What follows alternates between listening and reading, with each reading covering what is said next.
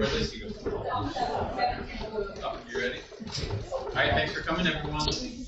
First up, we have Lacey.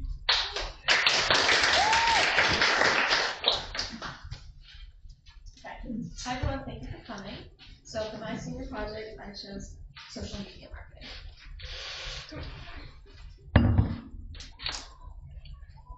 So I chose marketing because I'm majoring in business in college, and there's so many different ways to apply this and for future opportunities within the business field.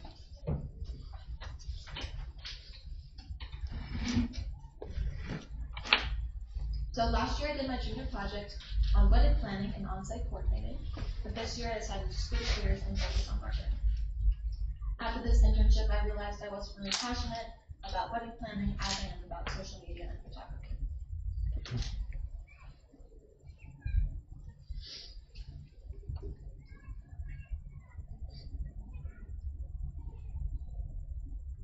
So for my driving question, I chose, how does social media marketing impact the development and success of small businesses?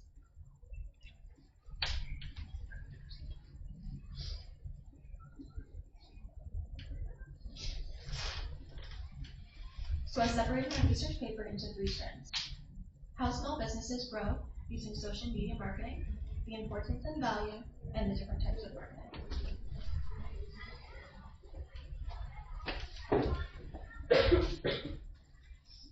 In my first strand, I focused on exposure, website traffic, and communication.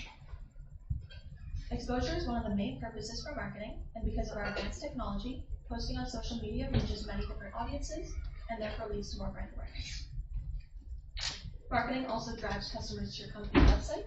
On social media, there are many features and tools that allow you to put your contact information and website information, so it makes it really easy for consumers to reach your website. It's also a great outlet for communication between owners and consumers. It creates brand loyalty and relationships, and makes others more likely to recommend a brand to another.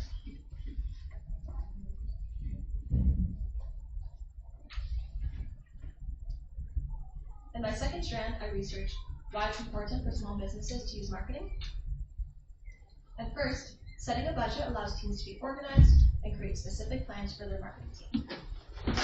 It also creates new opportunities for small businesses to grow and succeed within the industry. And lastly, because of new technology, businesses are able to utilize new tools that can be used to track interest and posts on social platforms.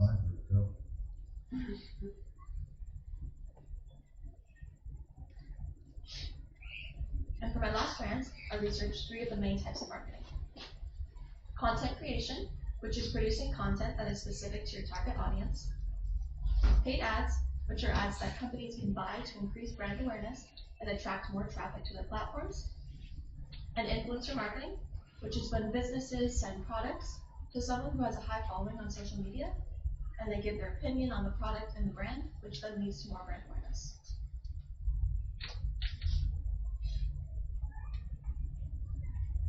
So I did my internship with Peggy Lynn Spiker, and she's a realtor on Maui.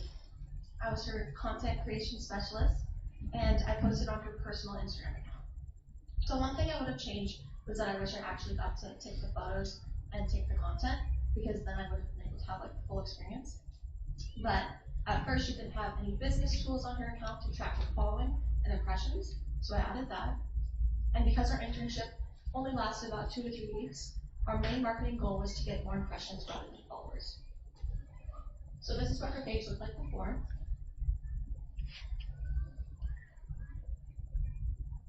It's not much of a change, but this is the content that she gave me, and we created some reels and posts together. And we came up with specific captions and hashtags that would bring even more impressions.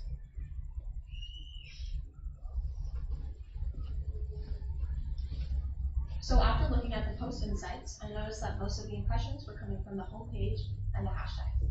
So on the left, you can see she had about 280 impressions, and most were coming from the home page. So that means that it was being suggested to non-followers as well as followers. In the middle, you can see that she had about 500 accounts reach that post, and about half were non-followers compared to followers. This one, she only had about 160 accounts reaching, but she had 119 non-followers versus 40 followers. So as you can see, the hashtags and the captions were working like one of them too. I also tracked the accounts that came across her page over the span of the internship. After a few days, she had about 884, and it went up to 1.1K, 1.2K.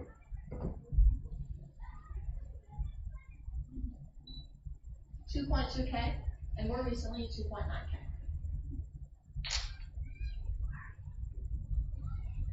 So here are some more stats that show her follower growth and impressions based on my postings. So she had about a 6,000% increase in content interactions. And she also had about a 3,000% increase in reel interactions. Reels are videos, by the way. I also discovered her target market and who's actually interested in her lifestyle and what she posts.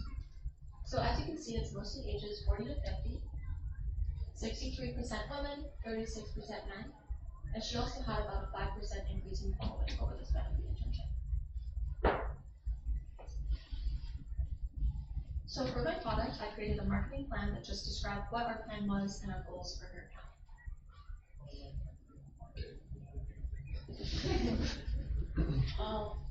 Because you signed in on the other one. That's not great, okay. So basically what it said was, there was an executive summary, and it just summarizes what content we used, which was mostly lifestyle, like sunsets, obviously her dogs, as you can see.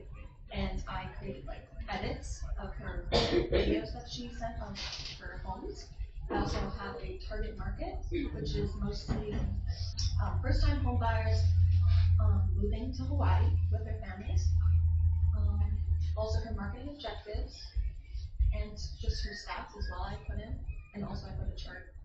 Maybe I can add it at the end. But for my future plans, I'll be attending the University of Miami, majoring in marketing. Thank you.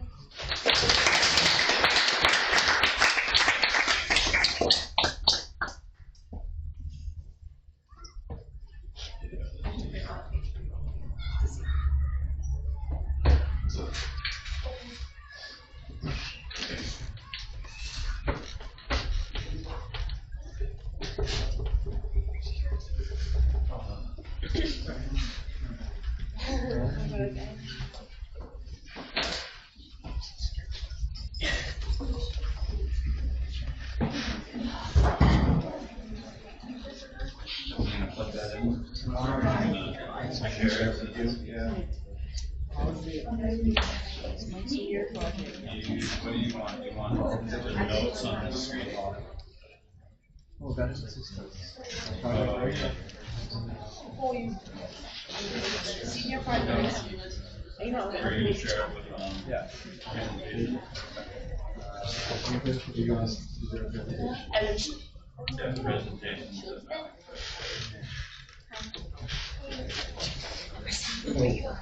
You happy that you need water? Presentation.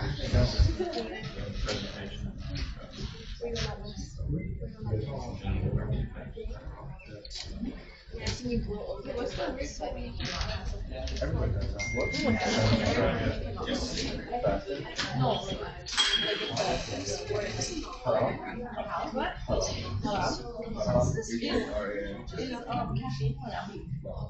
Just what?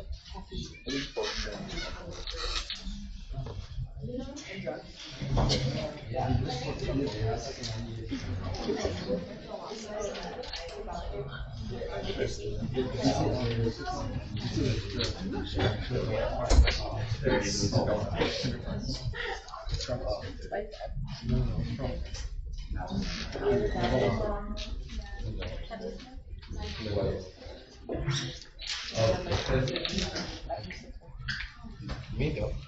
Okay. Andy, you're looking good in that shirt today, buddy. I second that. It's actually wearing. I'm gonna use with that same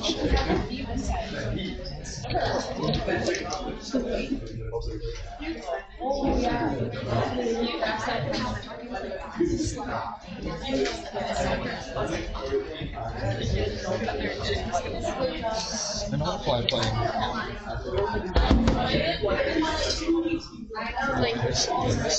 All the way Yeah, land claim. Ready?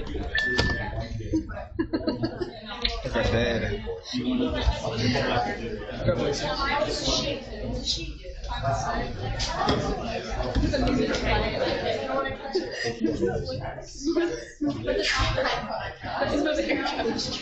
real sensitive. Oh, you're MC?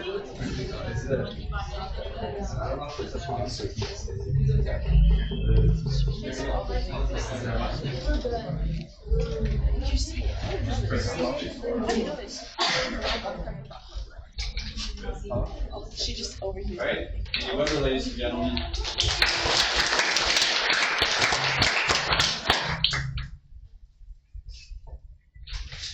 Good morning. I decided to do my senior project on focusing on why the world kind of will show communities, and then evidence that specifically within the United States. So these are my objectives of my presentation. So I have a question, two more issues, and then internship, and then my findings doing my internship as well as my research.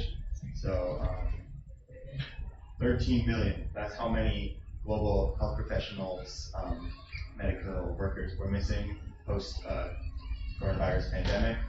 Basically, why this number is so interesting is because I'll get into why the population of healthcare workers varies year to year and the things that affect that. Last year, I did a presentation on more the mental health and cognitive brain development of online cyber lifestyles that us kids live and how that affects us. But this year I wanted to do something that I can pursue in my future, so I decided to go more into a standard route of healthcare. So my driving question was, what factors contribute to the current shortages of nurses and physicians in the 21st century? So pretty straightforward. What are those factors? So my three strands, if you want to call it that.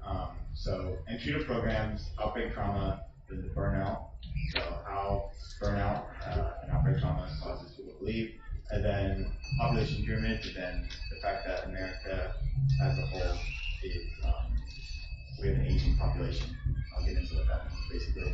So entry, basically, the problem is that in America, education is very expensive, and because of that, nursing programs are no longer profitable, or even you can't break even by running a nursing program. So that's one of the reasons that many public institutions with first-year education in the United States are cutting their programs, or they're basically very selective, those that are still offering it. So because of that, it's very hard to gain entry to some of these programs, and yeah, so the programs themselves are very hard, so even if you're into the program, it doesn't ensure you pass, basically.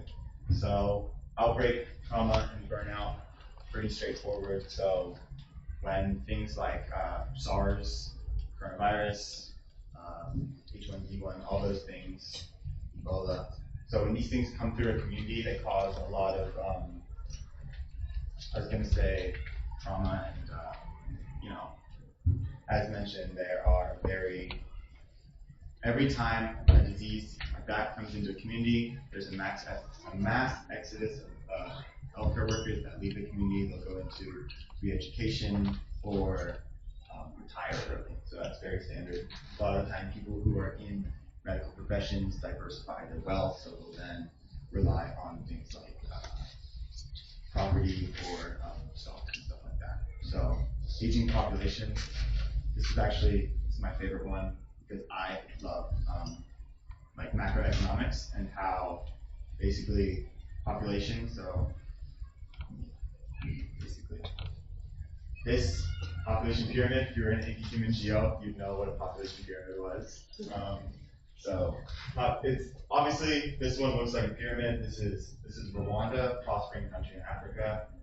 This is the United States. So as you can see, it has kind of a cylindrical shape instead of a pyramid. So it's called a population pyramid. Think about it this way: the bottom numbers represent the people within the populace. So America is maybe not declining, but holding its population, where a country like Rwanda. So basically what I'm trying to get at is that old people or elderly people require extensive health.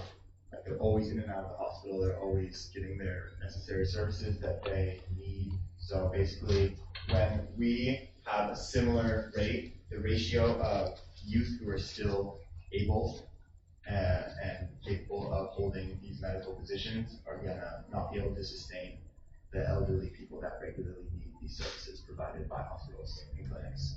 So as you can see, America, you know, there are many economists that have brought this attention. Because the United States, or just the global population is known for overpopulation, but money and realistic day-to-day transactions like this are going to be really hurt if we don't change something about the way we run our economy.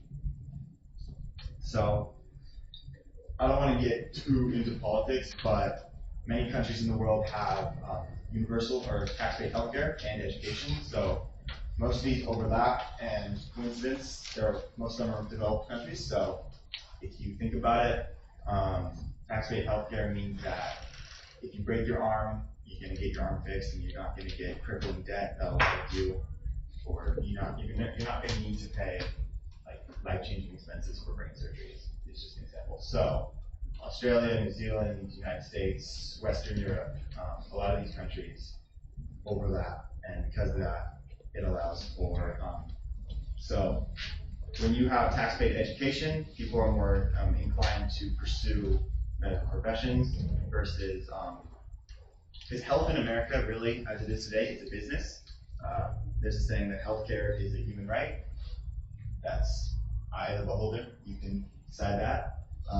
But basically because of that, I'm trying to say that, take it as you will. Should the United States have tax-paid healthcare? That's up for interpretation. So, yes, this is back when I had beautiful hair, but so I did an internship at Dr. John Call, and it was just a local internship that I got to deal with, surprisingly mostly tourists. So I worked with an RN there, and I got really personal experiences, so I learned the day-to-day actions that happen in a clinical lab.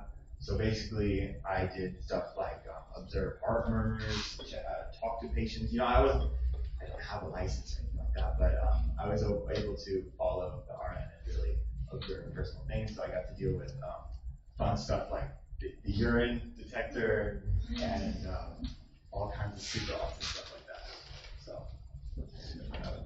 So basically, my findings is that in the United States, we have a severe deficit of workers to populace. So basically, if the United States and the world, especially the United States, stays the way it is, we're going to have a serious problem in the future, and we're going to suffer economic collapse or problems like that, which will make the well-being and health of the country, it'll put it at fault. Thank you.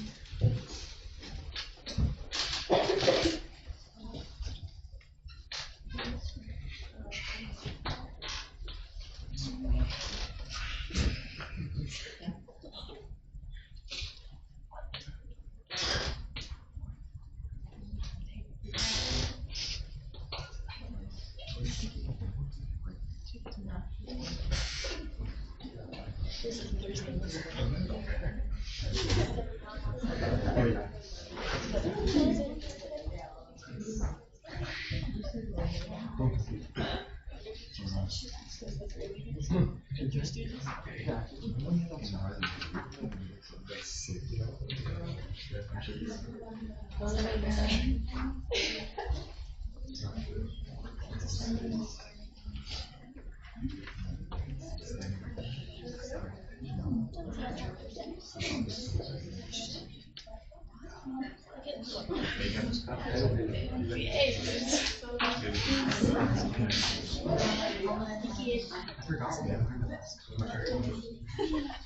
Oh, I saw Jim was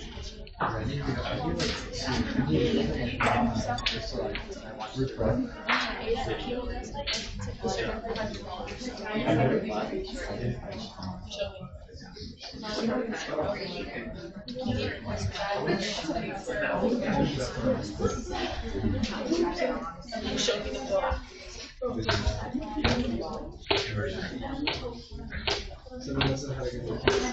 Send it to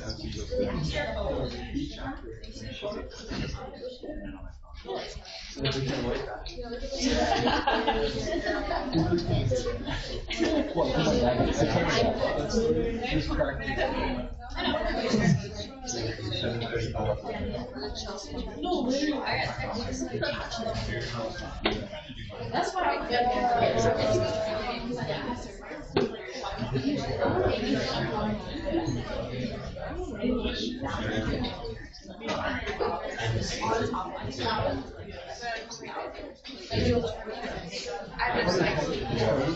No, I didn't know there was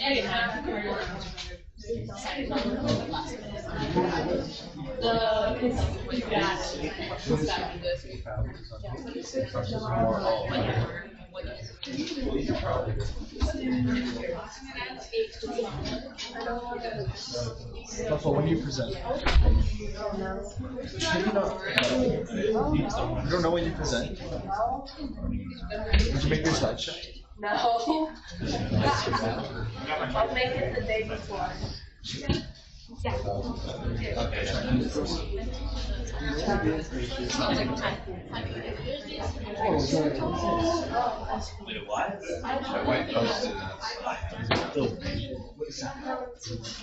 Are we gonna?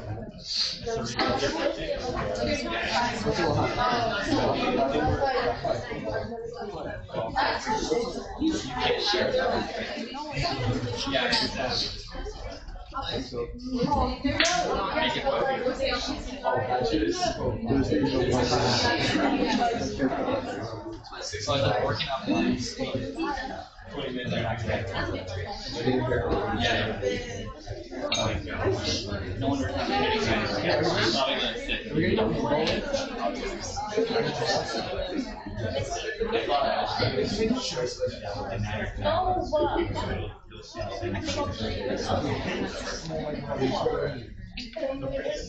Alright, yeah, alright.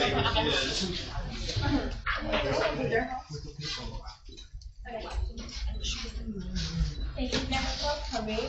For my senior project, I decided to focus in on congenital heart defects in specifically developing countries. And if you don't know, congenital heart defects are just defects that you have with the potential for. So first I wanted to talk a little bit about my junior project. For my junior project, I decided to focus in on healthcare in developing countries as a whole.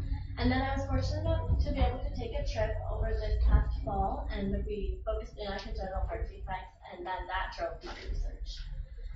So congenital heart defects are something that are usually talked about in like global action for developing countries in healthcare, but it's something that's just as big of an issue as anything else is. So I wanted to talk about a few facts that I wanted to start with just to show you guys how much of an issue this really is. So first, in sub-Saharan Africa specifically, children are 14 times more likely to die before they are 5 than in developed nations. Around 500,000 children a year are born with a heart defect and are often neglected the immediate care that they need. 1 in 4 children is diagnosed with a CHD, which is a congenital heart defect. And the World Health Organization estimates that around 1.5 million live births have a CHD, and 90% live in poverty with little to no care. So this led me to my driving question for my research, and it was, what are the common CHDs and how do they affect developing countries today? So for my research paper, I broke it up into 3 strands. The first is CHDs as a whole, because you have to know what they are before you can know what's being done about it. And then I wanted to focus in on CHDs in sub-Saharan Africa specifically, and then the global response. I wanted to know what people are doing about it. And in addition to that, most of the pictures I use on my slideshow today are a result of my trip, so I thought I would just mention that, and I'll talk more about them later. So first is congenital heart defects as a whole. The first thing you have to know is a fetal heart compared to a newborn heart, because they differ slightly, and it's important to know. So first, in a fetal heart, you have ductus arteriosus, which connects the aorta and the pulmonary artery, as well as the foramen ovale, which connects the left and right atrium of the heart. And then once you are born, they typically close on their own. So the ductus arteriosus closes and the foramen ovale closes. And then you have the different sides of your heart, but the deoxygenated and the oxygenated blood don't mix. If for some reason those don't close on their own, they cause a CHD. So an atrial septal defect, or ASD, is when the foramen ovale doesn't close. And if the ductus arteriosus doesn't close, it's a patent ductus arteriosus or a PVA. Over time, these cause a lot of strain on your heart, and they need to be scanned for and treated as soon as possible. Otherwise, they cause irreversible damage, and they can eventually lead to heart failure. So there's two main treatment options that one can undergo when they have a CHD. The first is a cardiac catheterization, which is where you make an incision in your groin and you feed a catheter up into their heart. And what it can do is like place a plug inside the hole, so it doesn't really make it go away, but it stops the oxygen rich and the oxygen poor blood from mixing together.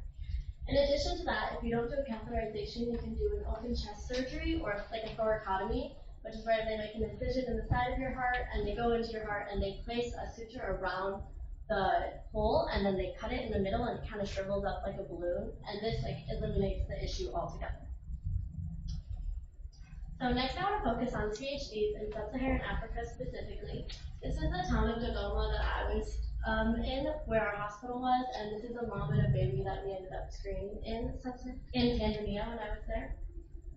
So there's three main key reasons as to why this issue isn't being solved and why so many people are dying from CHD, but it's still not something on the forefront of plans globally.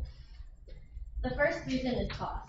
Many families are living in immense amounts of poverty, and the initial cost of hospitals are very expensive because the public hospitals typically don't have as good of resources, and the ones that do are private and they're very expensive, and many families can't afford that, and they can't go in to get their checkups on their children that they need to scan for CHDs in the first place. The second reason is there's a large resource deficit. This is lack of supplies and brain drain that is often found in developing countries. The lack of supplies I noticed firsthand when I was in Tanzania, and there's like post-op medicines we didn't have. We needed a chest tube and they didn't have it, and many resources are just like broken that they do have or they just don't have it in the first place.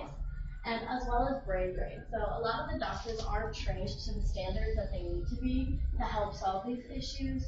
And if they are and they end up getting the education that they need, they typically don't want to stay there. They want to leave to a more developed country and get a better income from it. And the third reason is corruption within the hospitals there. I also saw this on my trip. One thing that was a big thing for us is like we were providing free healthcare, but every time that we needed to get labs or x-rays or medicines, they would make the families pay additional costs every single time. So the free like procedures that we were trying to do for people was just overtaken by the hospitals, and they usually aren't overturned because it's letting the people in power make more money rather than helping the people that actually need it most. So this is the three reasons why the cycle just is continuous. So next I want to talk about the global response. This is the group that I was with when I went to Tanzania, and I just wanted to focus in on like what people are really doing to help this. There's three things that I mainly found. The first is medical mission trips, like I talked about. Usually people go and they try to set up programs to like help and start up like new programs like that, but typically what happens is then they leave and then it just goes back to how it was before. It doesn't actually get fixed and it doesn't help. But the medical mission trip that mission group that I was with, they would go back to the same spot repeatedly and set up a program as well as train the doctors at the same time so that once we leave, they can be trained and do it on their own.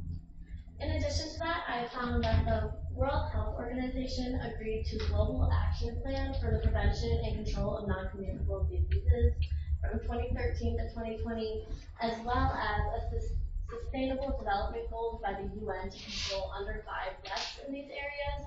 However, like I said, CHDs are typically placed on the back burner of these plans, and like malaria and diarrheal diseases are at the forefront. Even though CHDs are what need to be detected as soon as possible and treated, they just aren't really getting the attention that they need. So next I want to talk about my internship. I was able, like I said, I was able to travel this October from Maui to Tanzania. I was in a town called Dodoma. And the hospital we were staying at was Hospital Benjamin Mkapa. And this was some pictures from our trip. This is their ICU. And as you can see, it looks very different from an ICU that you would see in the United States. It's very empty, and like this was the only supply cart we had for everything that we needed. In the ICU, we had to bring like backpacks and backpacks of supplies with us. Everyone had to bring like at least 3 bags with them, full of supplies. As well as you can see here that the OR is very full. This is because, like I said, the surgeons and the doctors that we had there were training the medical staff that they had, so that once we left, it didn't just like return back to how it was before. And also, like people like me that was there, I was able to go in and watch the procedures being done. So on the left side here, you can see that's a thoracotomy. You can see the incision being made in the chest, and that just is one of the procedures we were doing, and I was able to watch. And in addition to that, we provided all free screenings for children. And then we also did cardiac catheterizations, and then, like I said about lack of supplies, we actually had this one girl, I'll go to the next slide. This is Elizabeth, and she had a PDA, and she needed a cardiac catheterization, and when we ended up taking her into the cath lab and starting the procedure, the machine broke on our very first day that we were there, so we ended up having to do only surgery for the rest of the week, which was a lot, but we were able to handle it, and all the kids we operated on healed successfully, and they're all better now, so that's a good thing. I thought I would know. But so, like, that's just another type of, like, supplies. And then after thoracotomies, they're a very painful procedure to heal from, and the only medicine that they had post-op was Tylenol, so the kids were on drip Tylenol for their IVs, and they weren't able to, like, heal with, like, the right amounts of like painkillers. But as you all know, I'm not a surgeon just yet, so I wasn't able to actually like help in the procedures. So the main thing that I did there was take on the role of child life. So I kind of helped the kids just make them feel like more at home and less scared, just because it's a very scary time. You know, there's a large language barrier because most of the kids and the parents only spoke Swahili, so it was very hard to try and get close with the kids and stuff like that, but I was still able to do so.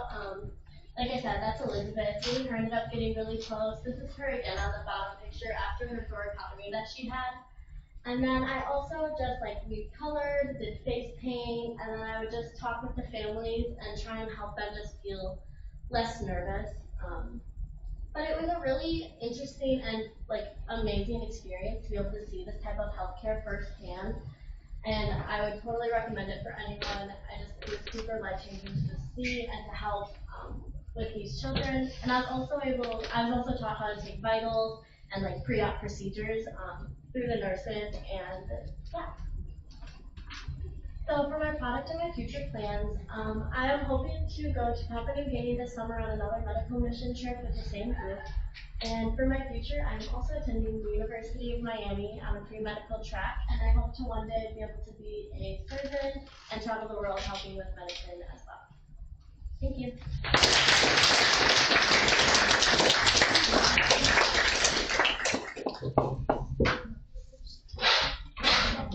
That's everyone. It's only 3 people per day.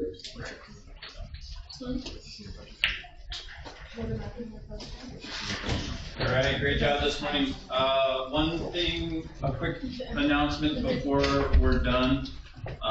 This just pertains to students, but We let you guys go early from these presentations so that Van Dyke can get in here and rearrange the classroom. But you gotta stay down here and not go up and disturb the other classes. We had some complaints. You guys were like lingering around. X-block activities last week. John James and I got in trouble. So please stay in this area and don't go up and disrupt the other classes. I'm good.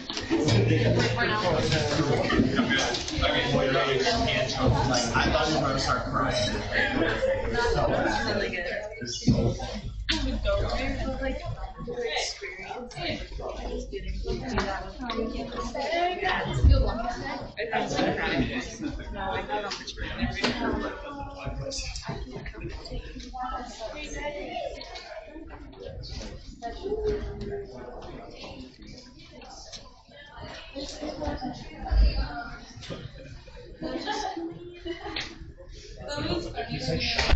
This is awkward. No, you're done. Thanks, Avery. Yeah. Were you taking film pictures or digital pictures? Nice. Can you, you see somewhere for the connector? Yeah. It's just in there. It's marked that way. That's all it says. Awesome. And then I just send the photos and then like a caption. Yeah. Yeah, and an invoice, they'll pay you for it, right? They pay for it. Sure.